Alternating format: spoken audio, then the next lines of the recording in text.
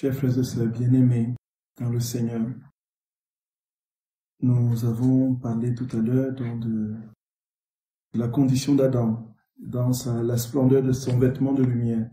Et nous avons terminé donc avec tous les attributs d'Adam avant la chute. Nous avons dit que c'était en fait notre destinée. En fait, la vie dans la divine volonté, c'est le retour aux origines. Donc là où psychologiquement, ou encore dans l'ordre de l'évolution, est plutôt une régression. Ici, c'est l'accomplissement. Voyez un peu. Le retour à la maison, c'est l'accomplissement de notre vie, voyez. Là où on se définit habituellement comme étant en partance, toujours en chemin, vers un autre but, un autre horizon lointain, qui n'est pas le lieu d'origine. Le lieu d'origine étant toujours le lieu primitif, rudimentaire, qui ne nous donne pas toutes les conditions de notre épanouissement. Et donc, il faut se mettre en chemin pour trouver dans le lieu définitif. Ici, le lieu définitif, c'est le lieu d'origine. Voyez un peu. En fait, nous sommes sortis et nous avons été malheureux. Et tous les exemples que notre très saint Seigneur prend, c'est toujours dans ce sens, dans l'Écriture. La parabole de l'enfant prodigue, la drachme perdue. Et c'est dans le retour à la maison du Père qu'on trouve le bonheur, en fait, au fond. Donc, il n'y a pas de vie de sainteté possible sans le retour à Dieu. Donc celui qui veut sortir de Dieu croyant s'épanouir, croyant s'émanciper, il réalise sa défaite, il réalise sa chute. Il entre dans l'obscurité du néant. Et ici, frères et sœurs d'amour, nous avons présenté donc la condition d'Adam avant la chute pour avoir la claire vision de ce qui nous attend. Au fond, le Seigneur nous dit, tu reviendras à la case de départ et tu retrouveras qui tu étais avant d'être ce que tu es. Qui étions-nous? Nous étions des êtres entièrement, parfaitement unis à Dieu, partageant la même volonté, par conséquent la même sainteté, la même intelligence, la même puissance, la même capacité de générer des vies divines, revêtues du vêtement de lumière, avec ces vies divines qui se réalisaient, qui se répandaient en soleil divin et qui se répandaient dans les âges, et puis naturellement, frères et sœurs aimés, qui avions la forme de Dieu, une sainteté qui se déployait dans la volonté, l'intelligence et la mémoire, et avions donc la ressemblance dans la perfection de ce que Dieu était, dans l'immensité de ses attributs. Et avec ça, nous allons maintenant voir dans l'Écriture, toujours dans l'évolution, encore une fois, vous voyez que on n'est qu'au premier verset de la Bible, au tout premier verset de la Bible. Et il y a énormément de textes, vous voyez, où on peut développer la divine volonté. Frère, ça c'est lumineux. Maintenant, essayons de parler de la chute de l'homme, et avant, dans les jours prochains, de comprendre comment est-ce qu'on revient à l'état premier que nous avons décrit. Le texte de la chute est dans le livre de la Genèse, toujours, au chapitre 3. Voilà. Ça commence dans le verset qui suit le chapitre 3. Or, le serpent était la plus astucieuse de toutes les bêtes des champs que le Seigneur Dieu avait faites. Il dit à la femme, vraiment, Dieu vous a dit, vous ne mangerez pas de tout arbre du jardin. La femme répondit au serpent, nous pouvons manger du fruit des arbres du jardin, mais du fruit de l'arbre qui est au milieu du jardin, Dieu a dit, vous n'en mangerez pas et vous n'y toucherez pas, afin de ne pas mourir. Le serpent dit à la femme, non, vous ne mourrez pas. Mais Dieu sait que le jour où vous en mangerez, vos yeux s'ouvriront et vous serez comme des dieux, possédant la connaissance de ce qui est bon et de ce qui est mal. La femme vit que l'arbre était bon à manger, séduisant à regarder, précieux pour agir avec clairvoyance. Elle en prit un fruit dont elle mangea. Elle en donna aussi à son mari qui était avec elle, et il en mangea. Leurs yeux à tous deux s'ouvrirent, et ils surent qu'ils étaient nus. Ayant cousu des feuilles de figuier, ils en firent des pagnes. Or ils entendirent la voix du Seigneur Dieu, qui se promenait dans le jardin au souffle du jour. L'homme et la femme se cachèrent devant le Seigneur au milieu des arbres du jardin. Le Seigneur Dieu appela l'homme et lui dit, « Où es-tu » Il répondit, « J'ai entendu ta voix dans le jardin. J'ai pris peur car j'étais nu et je me suis caché. » Mais qui t'a révélé, dit-il, que tu étais nu? Est-ce que tu as mangé de l'arbre dont je t'avais prescrit de ne pas en manger? L'homme répondit, la femme que tu as mise auprès de moi, c'est elle qui m'a donné du fruit de l'arbre et j'en ai mangé. Le Seigneur lui dit à la femme, qu'as-tu fait là? La femme répondit, le serpent m'a trompé et j'ai mangé.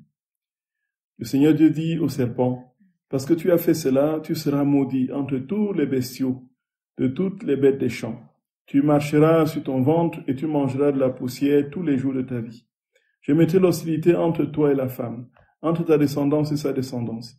Celle-ci te meurtrira la tête, tu la meurtriras au talon.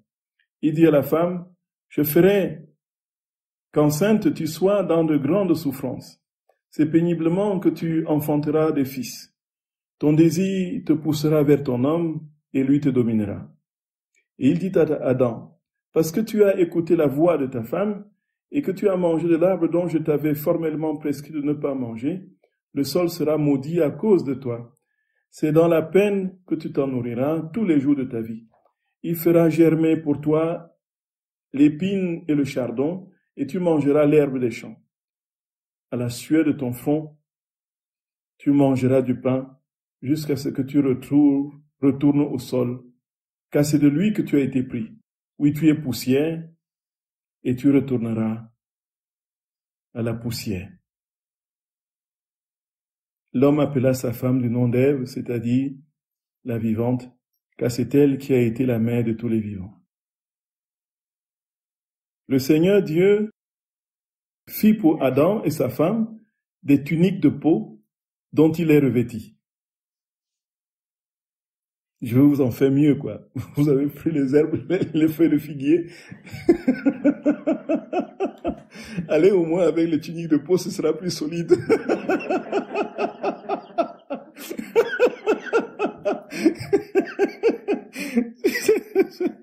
Voyez, frères et sœurs bien-aimés, nous avons là l'histoire de la chute.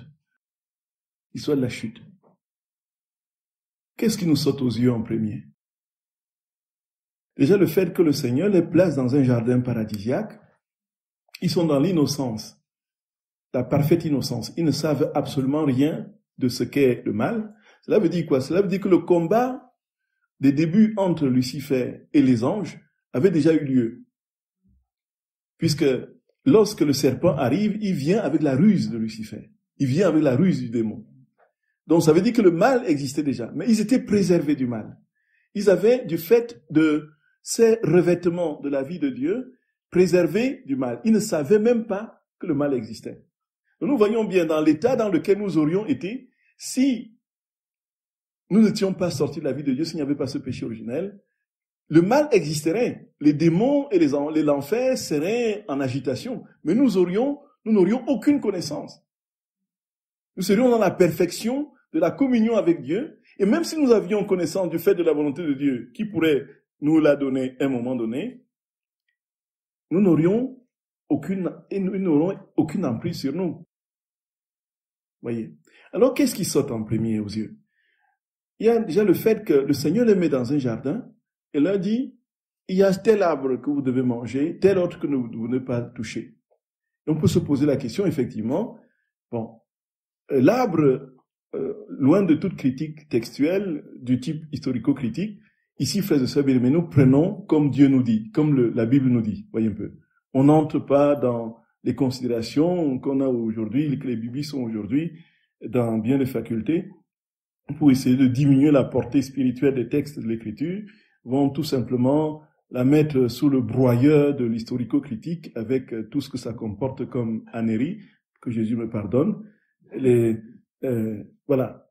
Bon. La vérité est que le Seigneur, quand il parle à Luisa Picaretta et aux autres saints, il parle du vivant, du premier vivant. Il parle d'Adam.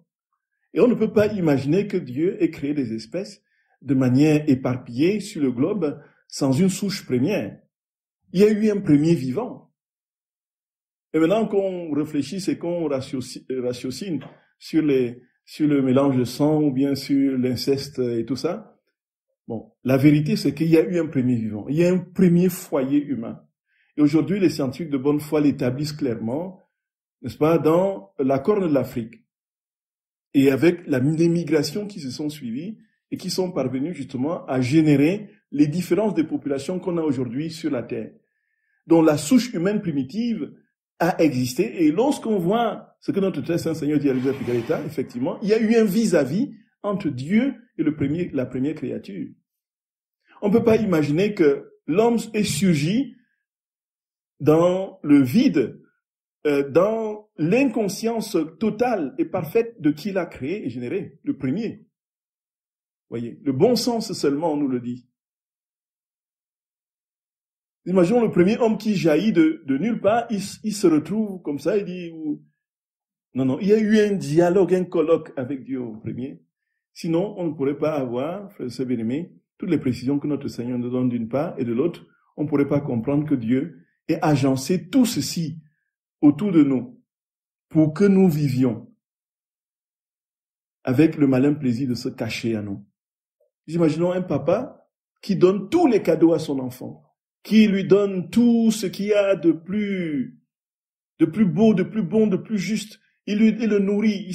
Le matin, il se réveille, il trouve des cadeaux sous sa porte. Et puis, il ramasse les cadeaux. Il dit où il est, papa. Il voit toujours des cadeaux, toujours des cadeaux. Vous imaginez, vous pouvez vous comporter comme ça avec votre fille, vous voulez vous cacher à lui? Non, c'est pas possible. Dieu ne veut pas se cacher à l'homme. C'est l'homme qui s'est caché à Dieu. Il a mis le voile entre Dieu et lui. Et ce voile, c'est le péché. Et nous pouvons nous poser la question, effectivement, pourquoi est-ce que Dieu défend de manger certains fruits et permet d'autres? Dans quel but? Adam était déjà pleinement établi dans la vie de Dieu. Il était dans la sainteté parfaite de Dieu. Il était dans son amour immense. Pourquoi encore lui dit, bon, il y a des choses, je te soumets à telle condition, à telle situation. Il ne faut pas manger tel fruit de tel arbre et te contenter de celui-là. Frères et sœurs d'amour, c'est ici que nous comprenons avec les explications qu'il donne à Luisa Picaretta qu'en fait, pour que Adam soit en possession de tous les biens divins, pour qu'il ait la plénitude de cette vie, qu'il soit non pas simplement le récipiendaire, mais le détenteur, il fallait qu'il passe l'épreuve. Et c'est l'épreuve du fruit. Voyez. Donc, frères et sœurs d'amour, c'est absolument inouï. C'est absolument inouï. Jésus l'explique très clairement dans plusieurs passages du livre du ciel. Il dit que quand on est dans une simple attitude de réceptacle, on n'a pas la possession des biens. Le bien que le Seigneur donne est partiel et parcellaire, parce qu'il est limité à votre disposition de recevoir et à votre capacité de le... Donc vous recevez la miette qu'il vous donne, et puis vous n'êtes pas détenteur du bien. Mais en fait, ce qu'il veut, c'est que vous soyez, il veut vous faire passer de l'autre côté, que vous quittiez le statut de bénéficiaire à celui du propriétaire. Et pour cela, il faut passer l'épreuve. Il dit qu'il a toujours fait comme ça avec tous ses amis, avec tous les saints. Il les soumet toujours à l'épreuve. Et cette épreuve permet donc d'acquérir la plénitude des biens qu'il veut nous donner. Et c'était le cas pour Adam. C'est ici, frères et sœurs d'amour, que nous sommes tout simplement émerveillés devant ce que Jésus dit. Il y a un texte du tome 14, du 9 septembre 1922. Il y a un autre du tome qui dit la même chose, du tome 18, du 11 février 1926. Pour confirmer Adam dans son état d'innocence, Dieu exigea de lui une épreuve, donc celle de ne pas toucher au fruit défendu. S'il avait passé l'épreuve, il se serait confirmé, lui et ses descendants, dans un état de félicité et de royauté sur toutes les choses créées. Parce qu'il n'a pas refusé le fruit, il a donc échoué l'épreuve et précipité l'humanité dans la condition qui est la nôtre aujourd'hui. Et Jésus dit donc, dans ce passage au tome 14 du 9 septembre 1922, il dit, La seule raison pour laquelle j'ai demandé à l'homme de s'abstenir du fruit défendu est la suivante. Je voulais un acte sacrificiel de sa volonté opérante envers la mienne, afin qu'en faisant le sacrifice du lien de sa volonté humaine avec la mienne, l'homme puisse prendre possession de ma volonté et moi de la sienne, afin que nous puissions tous deux régner avec la même puissance, la même sagesse, les mêmes richesses. Comme il était né de moi, je voulais qu'il ne soit en rien différent de moi. Gloria! Gloria! C'est fou! Quand nous avons un secret, qu'est-ce que nous faisons? Nous voulons le cacher. Ou bien, ce qui doit faire les secrets d'invention, là. Mon Dieu. Les luttes qu'il y a, les gens des coups bas, les gens qu'on tue parce que ils ont des secrets d'invention qu'on veut récupérer, ou bien parce qu'ils veulent pas montrer, donner, tout ça. Pour trouver les hackers d'ordinateur, pour retrouver les...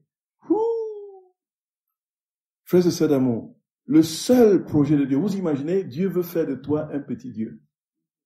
Et puis il dit, je veux que tu prennes possession de tout ce que j'ai, de tout ce que je suis, que tu deviennes un autre moi par participation. Et que tout ce que j'ai soit à toi. Et pour ça, je te demande juste de me montrer que tu me fais confiance. Que tu es capable de t'abandonner entièrement. C'est ça, le but de l'épreuve. Voyez.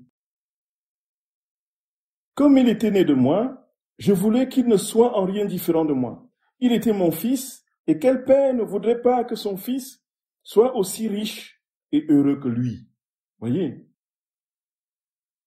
Cela était d'autant plus vrai que pour moi, le Père céleste, qui ne perdrait rien en faisant que ce fils soit riche, heureux et qu'il règne comme moi. Donc il ne perd rien en faisant que ce fils soit riche, heureux comme lui. Bon, certains disent que, je suis pas père, mais certains disent que le seul être au monde qui accepte d'être dépassé, c'est le père par son fils, quoi. C'est-à-dire que le père fera tout pour que son fils réalise ce que lui n'a pas réalisé. C'est ce que j'entends. Mais il y a aussi des pères qui font tout pour... Oui, il y a le péché qui passe partout, hein. Ça, c'est dans l'idéal. Mais peut-être en règle générale, c'est comme ça. Le père est fier de son fils quand il va plus loin que lui. Bon, ça vous fait rire? C'est ce qu'on dit. Bon, les mères aussi.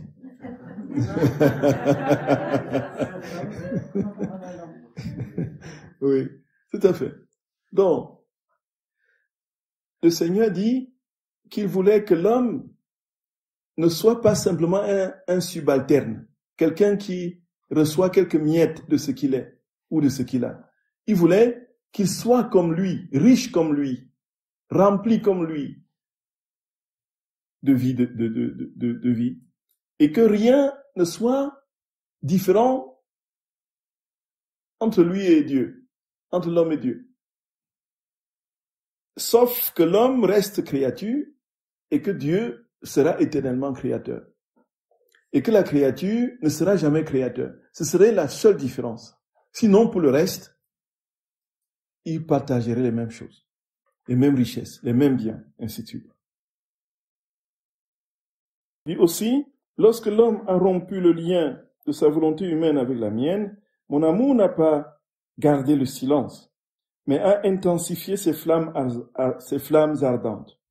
Je voulais à tout prix produire un autre moi, et j'ai donc choisi mon humanité, qui en se sacrifiant à ma divine volonté, en toute chose, a pris possession de ma volonté humaine. Et par ce moyen, j'ai accompli en elle le dessein de la création de l'homme. C'est au tome 14, 9 septembre 1922.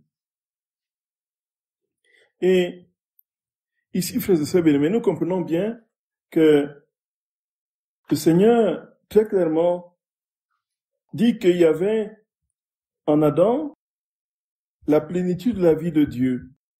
Mais cette plénitude de la vie de Dieu devait être confirmée par l'épreuve. Et Jésus dit que c'est comme ça toujours qu'il agit. Voyez, c'est toujours comme ça qu'il agit. Et quand il veut amener une âme à un degré de communion avec lui, il faut que cette âme passe l'épreuve. Voyez, frères et sœurs d'amour, il n'y a pas un seul saint, que ce soit depuis l'Écriture jusqu'à aujourd'hui, qui n'ait vécu et subi l'épreuve. Pas un seul. L'épreuve, c'est aucun même de notre relation avec le Seigneur. Et l'épreuve n'est pas là pour nous détruire, mais pour confirmer la possession des biens de Dieu qu'il nous a déjà donnés. Pour que nous passions du cap de simple détenteur et bénéficiaire à celui de propriétaire. Alors nous entrons en possession de Dieu. Il nous possède et nous le possédons. C'est ce que Dieu voulait faire en demandant de ne pas manger du fruit. Moïse a passé l'épreuve. Abraham a passé l'épreuve. Les patriarches, les prophètes ont eu leur épreuve. Il n'y a pas un seul qui n'ait eu d'épreuve. Les apôtres ont eu leurs épreuves. Ainsi de suite. Donc le but est le même. Se liquéfier en Dieu. Jésus, par l'épreuve, voulait simplement s'assurer de son amour et de sa fidélité. Voyez? Voulait simplement s'assurer de son amour et de sa fidélité. Oui, je t'aime, je t'aime, je t'aime, oui, je t'aime, je t'aime, je t'aime, je t'aime, oui. Prouve-moi que tu m'aimes. Montre-moi que tu m'aimes. Ça ne suffit pas de dire je t'aime, mais pose l'acte qui montre que tu m'aimes. Comme dans les premières persécutions chrétiennes des empereurs, il y avait ceux qui acceptaient de mourir pour le Seigneur, d'autres qui disaient, bon, je ne veux pas régner le Seigneur, mais je vais quand même ne pas mourir. Et puis, pour cela, je vais faire un acte extérieur qui ne reflète pas mon sentiment profond. Et puis, je vais garder ma foi au fond de moi. Et puis, à l'extérieur, j'aurais donné l'impression que j'ai abdiqué, alors que je n'ai pas abdiqué. Et puis, j'aurais joué sur les deux tableaux, et donc j'aurais ma vie sauve et je serais croyant. Et quand les persécutions se sont achevées, ces personnes qui avaient fait ce jeu-là voulaient revenir à la foi chrétienne. Les autres ont dit, niet. Vous êtes des traîtres. Vous voulez avoir le beurre, l'argent du beurre. Il n'est pas question. Donc ils ont été, avant de réintégrer la communauté, ce qu'on appelait l'APSI, avant de réintégrer la communauté, ils ont été soumis à des rudes pénitences, voyez un peu, pour montrer vraiment qu'ils aiment Jésus. Parce que là, c'est trop facile, quoi. De dire, bon, voilà, en fait, je sacrifie à l'empereur, et puis, je le considère comme Dieu, je publie devant tout le monde que l'empereur, c'est Dieu, et puis, je dis que je suis chrétien, au fond de moi. Et c'est sûr. Aujourd'hui, si, supposons, frère, j'ai pris souvent cet exemple dans ma paroisse, si les djihadistes rentrent dans l'église, là, subitement comme ça, et disent, voici, ceux qui veulent rester chrétiens, c'est la mort. Et ceux qui décident d'être musulmans, vous avez la vie sauve. Alors, vous allez voir. Ce qu'on va voir, on va le voir. On aura des surprises, hein. On risque même de voir les prêtres en premier. Oui, je vous assure. Il y a une histoire comme ça au temps du communisme. Ouais, exactement. Donc, c'était des communistes puisqu'ils étaient, les chrétiens faisaient tout en souterrain, quoi. Et puis, ils ne savaient pas qui est qui, dans les groupes où ils étaient et tout ça. Il y a un soldat qui a surgi quelque part dans une réunion de chrétiens clandestine, quoi. Et ils étaient là en prière et tout ça, une réunion clandestine. Il surgit, là, avec tout son arme, son treillis, et puis il crie vocifère. C'est ainsi que vous violez la loi. Les chrétiens à ma gauche. Ceux qui veulent sauver leur vie. Oui. Tous sont passés à la gauche. Il dit, vous, allez, il y a un petit reste qui est resté, peut-être 2 ou 3 personnes. Et puis, il les a conduits dans une pièce là, il les a enfermés dans une pièce là. Et puis, avec les 3 qui restaient, ils ont déposé leur arme, il les a embrassés, il dit, salut frère.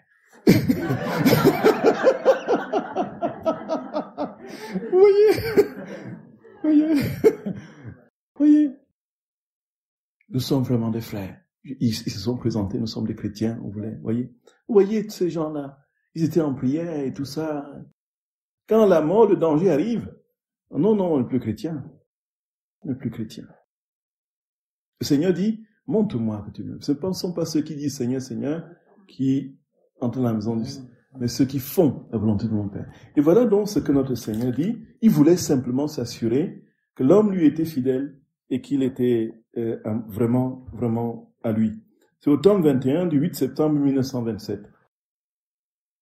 Ma fille, Adam est tombé si bas parce qu'il s'est retiré de la volonté expresse de son Créateur, qui voulait éprouver ainsi sa fidélité envers celui qui lui avait donné la vie et tous les biens qu'il possédait. Donc c'est au tome 21 du 8 septembre 1927. Plus encore, de tous les biens qu'il lui avait gracieusement donnés, Dieu ne lui avait pas demandé de se priver de beaucoup de fruits, mais d'un seul. Et pour l'amour de celui de qui il les avait reçus. Donc, et pour l'amour de celui de qui il les avait reçus. Voilà. Et par ce petit sacrifice qui lui a été demandé, Dieu lui avait fait connaître qu'il voulait simplement s'assurer de son amour et de sa fidélité. Adam aurait dû se sentir honoré que son Créateur voulut s'assurer de l'amour de la créature. Qui aurait jamais pu croire que celui qui devait l'attirer et causer sa chute n'était pas un être supérieur à lui, mais un vil serpent, son principal ennemi. Sa chute a entraîné de plus graves conséquences parce qu'il était la tête de toutes les générations. Il était donc naturel que tous ses membres subissent les effets de leur tête. Voyez, frères et sœurs d'amour. Non, ne mange pas tous les fruits. Tu as tous les fruits, juste celui-là. Frères et sœurs bien, mais qu'est-ce que cela veut dire très clairement quand on le transpose dans la réalité de notre vie spirituelle? Cela dit tout simplement que l'épreuve auquel notre Seigneur nous soumet très souvent n'est jamais au-delà de nos forces, de notre capacité de résister. Ce n'est jamais une épreuve qui nous écrase. C'est impossible que Dieu veuille quelque chose qui ne soit pas à notre portée. Se priver d'un fruit. Et parce qu'il n'a pas résisté. Et puis, qu'est-ce que cela veut aussi dire? Cela veut aussi dire que la porte du péché n'est pas d'abord quelque chose de monumental, de très grave, de très grand. Ça commence par une petite pensée. Ça commence par une petite tentation à laquelle nous mordons et qui nous entraîne dans le chaos.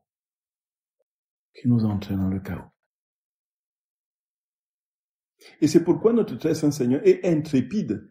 Il dit en fait, vous avez entendu qu'il a été dit, œil pour œil, dent pour dent. Mais moi je vous dis, si vous dites à votre frère Raka, vous l'insultez, vous avez déjà commis un crime. Pardon, il a été dit, tu ne tueras pas. Tu ne tueras pas. Mais moi je vous dis, si tu dis à ton frère Raka, tu as déjà commis un crime, un meurtre. Il a été dit, tu ne commettras pas d'adultère. Mais je te dis, si tu regardes une femme seulement en le convoitant, tu as déjà commis l'adultère dans ton cœur. Voyons, frère Sebene, comment notre très saint Seigneur parle. Il est cohérent. La porte du péché, ce n'est pas des grandes, voyez, il ne faut pas aller assister à une messe noire pour être tenté.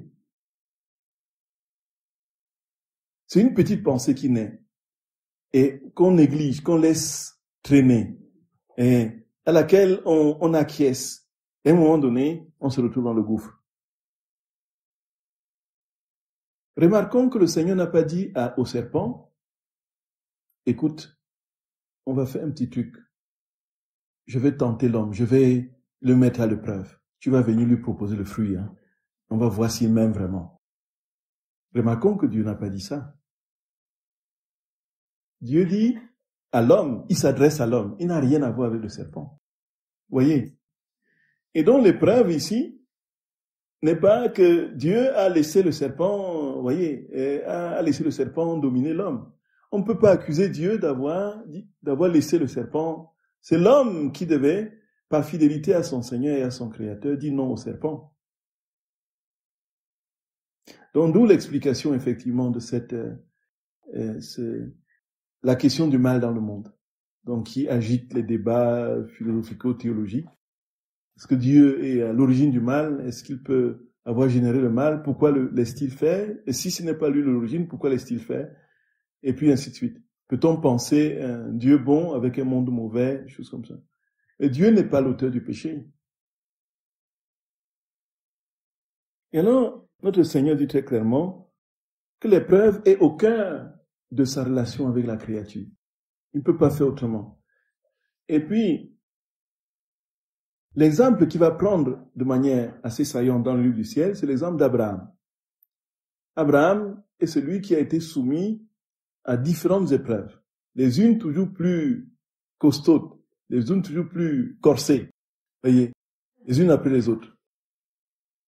C'est Abraham. Et puis, notre très saint Seigneur va prendre l'exemple d'Abraham pour comparer, mettre dans un parallélisme antithétique, comparer l'épreuve d'Adam et celle d'Abraham. Il n'y a pas de commune mesure. On demande à Adam de se priver d'un fruit, d'un petit fruit. Et à Abraham, on lui dit, quitte ton pays, quitte ta famille, quitte tout. Va vers un pays que tu ne connais pas. Il prend le chemin. Il va direction Canaan. Il ne sait même pas où c'est. Il ne sait pas si la boussole existait en ce moment. Il regarde la direction du soleil. Il suit. Il va des mois de marche, etc. Il arrive dans ce pays-là. Bon, il s'établit. Et puis, voilà, il vieillit, il n'a pas d'enfant. Déjà, il a une promesse. Oh, ta descendance sera plus nombreuse que les étoiles du ciel. Et après, sa femme, Sarai, voilà, elle a dépassé l'âge un peu plus concevable. Et puis, maintenant, la promesse que j'ai reçue là, où est-ce qu'elle est? Et lorsque les 3 passent, et ils lui disent, bon voilà, maintenant, tu vas concevoir, dès quand je repasserai l'année prochaine, tu auras un fils. Et Sarah, qui n'en croit pas ses yeux, se met à rire. Voilà. Et voilà, la promesse se réalise. Une fois que l'enfant vient, Isaac arrive, il faut le sacrifier, il faut le tuer. Vous voyez les épreuves, l'épreuve. Et chaque fois, Abraham a été fidèle. Notre très saint Seigneur parle de ce passage-là, de cette comparaison, fait au tome 21, du 15 août 1927. Ma fille, telles sont les dispositions de mon infinie sagesse. C'est ma façon habituelle d'agir lorsque je demande un petit sacrifice d'une créature pour son bien et qu'elle me le refuse avec ingratitude. Je ne veux plus lui faire confiance. J'abandonne mes desseins de l'élever à des grandes choses et je la laisse telle une créature tombée dans l'oubli que personne ne va désigner du doigt à cause de ses grandes œuvres ou de son héroïsme, que ce soit pour Dieu, pour elle-même ou pour les gens. Jésus dit que sa manière d'obtenir notre confiance et de nous mettre à l'épreuve. Et quand il n'y a pas acceptation de l'épreuve, il dit, bon, voilà, ça veut dire que tu décides de ne pas m'aimer, suis ton chemin. Et les grands desseins que j'avais sur toi, tu ne peux plus les hériter. Et tu suis ton chemin loin de toute véritable vie dans la perdition. Le Seigneur dit, c'est toujours comme ça que j'agis. Quand on lit ce passage, on dit, mais combien d'épreuves j'ai ratées, moi? Est-ce qu'il y a un rattrapage possible? Oui. Est-ce qu'il y a un rattrapage possible? Et c'est alors que, effectivement, on comprend, frère et bien-aimé, que notre Seigneur, il parle ici d'un non définitif, voyez? Quand on lui dit non définitivement. Jésus, qui est toujours en train de courtiser notre âme et veut vouloir s'unir à nous et se donner, sera toujours autour pour dire, regarde, tu as la session du mois de juin, là, tu as échoué, il y a celle de septembre, tu peux te rattraper. Vous voyez?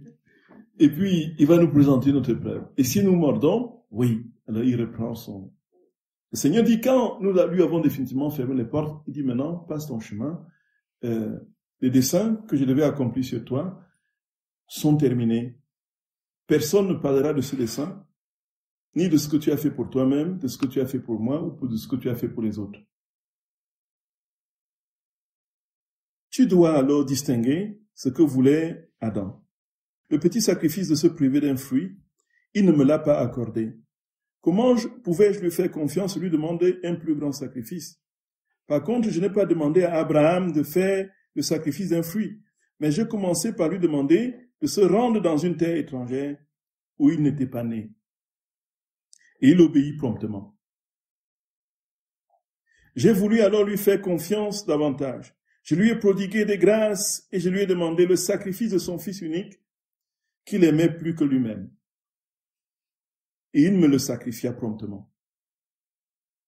Je savais alors qu'il en était capable et que je pouvais lui faire confiance. Je pouvais tout lui confier.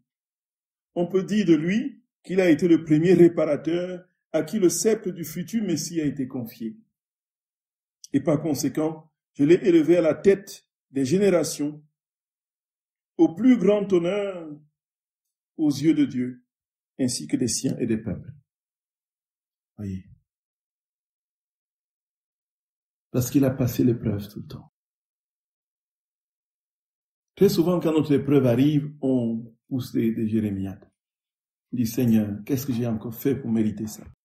Pourquoi tu me mets dans cette situation? Pourquoi Jésus? Pourquoi tu fais ça? Tu sais bien, je me suis donné à toi. J'ai été donné ma vie. Je ne fais que ça. Pourquoi tu permets ça maintenant?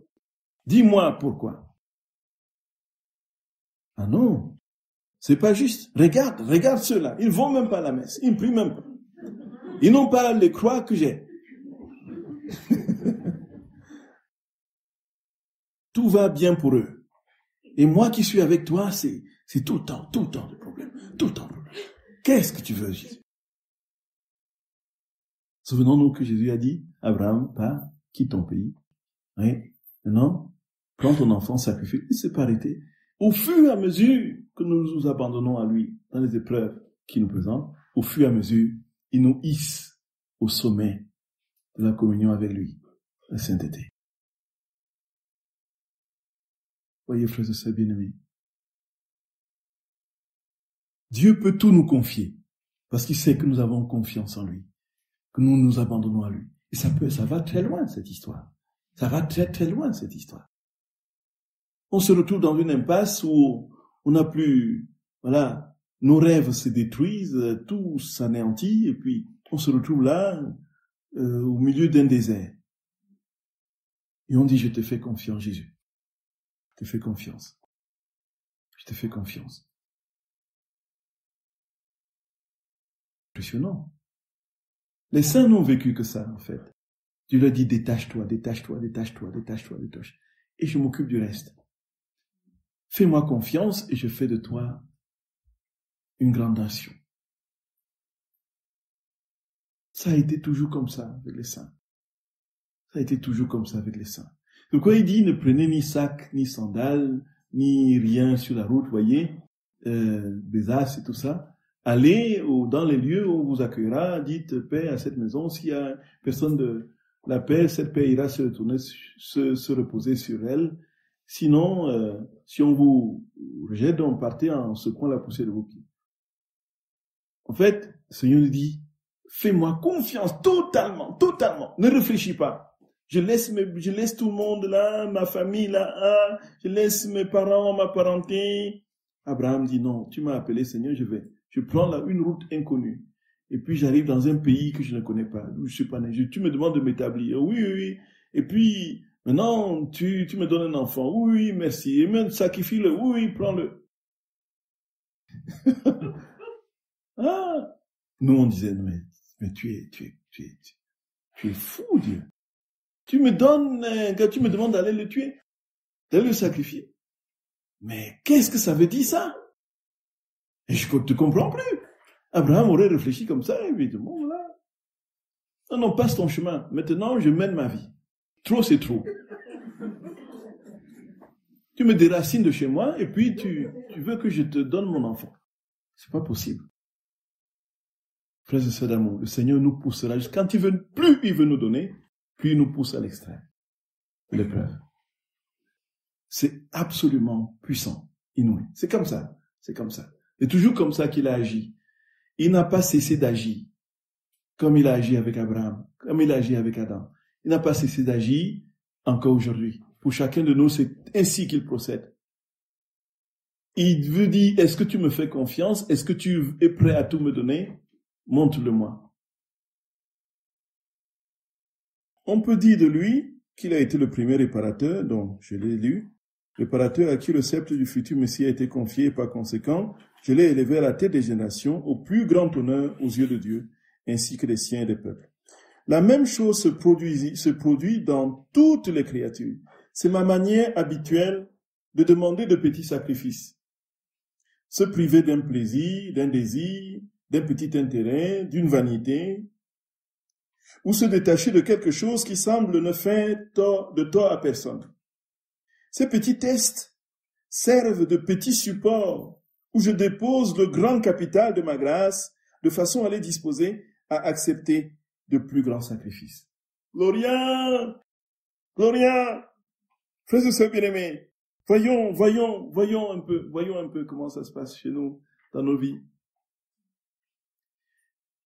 Qu'est-ce que nous projetons quand nous sommes dans un élan de foi et de désir d'être tout à Dieu? On projette des grandes réalisations. On se voit déjà un mystique absolument qui jeûne 30 jours par mois et puis qui est complètement, vous voyez, complètement là devant le Saint-Sacrement 4, 5, 7 heures par jour, vous voyez. Oui, on dit c'est comme ça que je vais réaliser ma sainteté. Et Dieu te dit, la tablette de chocolat là, est-ce que tu peux laisser ça un peu de côté? Et non, je veux être un mystique.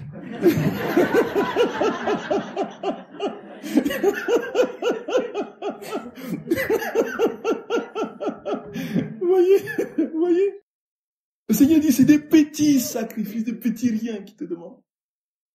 Quand le réveil sonne, qu'immédiatement tu te réveilles, que tu te mettes debout, que tu ne traînes pas 10 minutes supplémentaires dans ton lit en te tournant comme ça pour traîner. Voilà. On commence ainsi la journée avec des granules de paresse, des petits sacrifices, des petits riens. Le Seigneur dit c'est des petits tests que je donne à la créature.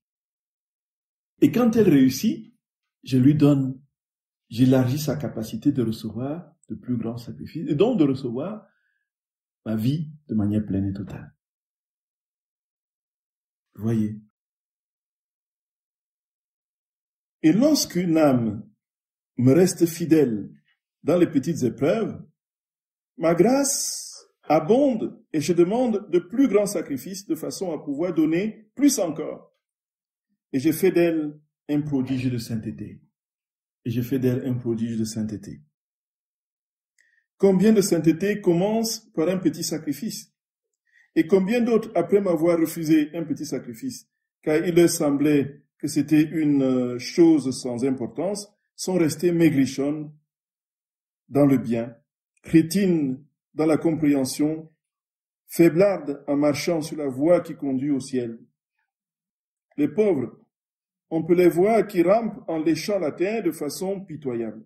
Par conséquent, ma fille, il faut faire plus attention aux petits sacrifices qu'aux grands. Car les petits ont la force des grands, ils disposent Dieu à accorder sa grâce à l'âme et l'âme à la recevoir. Donc, tome 21, 15 août 1927. Et il faut préférer les petits sacrifices aux grands. Et parce que, dit Jésus, les petits sacrifices montrent notre constance, élargit l'espace de notre âme et permet à Dieu de nous donner davantage. De nous donner davantage. Ils sont de l'ordre du quotidien, ces petits sacrifices. Tout à fait. Tout à fait. C'est tous les jours, tout le temps, tout le temps, tout le temps, tout le temps. Et donc, nous voyons bien ce que vont être nos carèmes. Voyez. Et nous avons ce constat douloureux, cette joie, de voir que toutes nos résolutions que nous prenons le mercredi décembre, oh, le carême arrive. Je vais faire telle chose, telle chose, telle chose, telle chose. Je ferai ceci, je ferai cela, je ferai cela. On a une montagne de choses à faire. Une liste de privations, vous voyez. On commence, premier jour, ah oui, on tient. Deuxième, oh, on commence. Oui. Troisième jour, oh, je ne vais pas quand même rater ce dîner entre amis, parce que si on va pas se voir pendant longtemps encore. Il faut quand même que j'y aille. Quand on y va, on avait pris la résolution de ne pas prendre une goutte d'alcool au carême, et puis il y a les amis qui disent, alors comment, mais trinque avec nous. Ah oui, bon, c'est quand même bon, je vais rattraper le lendemain. Et on rentre de la soirée bourré. Oui.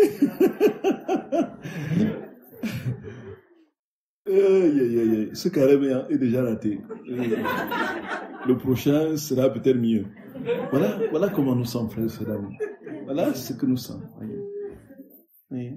Voilà ce que nous sommes. Le Seigneur dit, sois fidèle dans les petites choses. Je t'en confierai beaucoup. Voyez. Sois fidèle dans les petites choses. Je t'en confierai beaucoup. Je vous salue Marie, pleine de grâce. Le Seigneur est avec vous. Vous êtes bénie entre toutes les femmes. Et Jésus, fruit de vos entrailles, est béni. Sainte Marie, Mère de Dieu, priez pour nous pauvres pécheurs, maintenant et à l'heure de notre mort. Au nom du Père et du Fils et du Saint-Esprit.